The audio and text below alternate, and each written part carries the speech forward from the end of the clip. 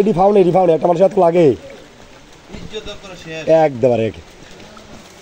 আমরা এখন আছি উত্তর পাড়া একবারে চৌমনিতে। আমি কিন্তু প্রতিদিনই বাড়ির দৃশ্যটা দেখাই।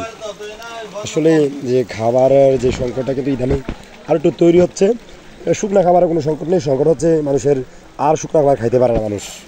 যথেষ্ট শুকনা খাবার দেওয়া হয়েছে মানুষকে। এখন মানুষের একটা কথা হলো যে আমরা যেন কী করি,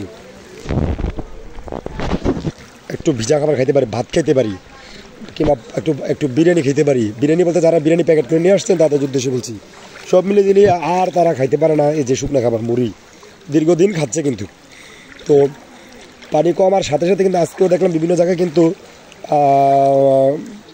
বিশেষ করে বিভিন্ন মেডিকেল টিম আসছে, কাজ করছে সবার জন্য। আমরাও কিন্তু আসলে এত অস্থিরতা করার দরকার নাই।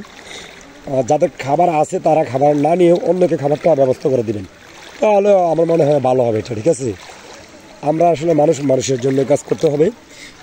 খুব মা খাইছি তো। আসলেই বন্যার এই মুহূর্ত থেকে একদম পরবর্তী মুহূর্ত পর্যন্ত কী করতে হবে আপনারা, আমরা টিম ওয়াইজ যদি আপনারা কাজ করেন সব জায়গার মানুষ, তাহলে আমার মনে অনেক ভালো হবে। এ ছিল আমার চৌমনির যে মূল বিষয়টা। আমি প্রায় দেখি জায়গাটার অবস্থা। গতদিন বলছিলাম পানি কমা শুরু করেছে, তবে এমনি কমলে অনেক দিন লাগবে।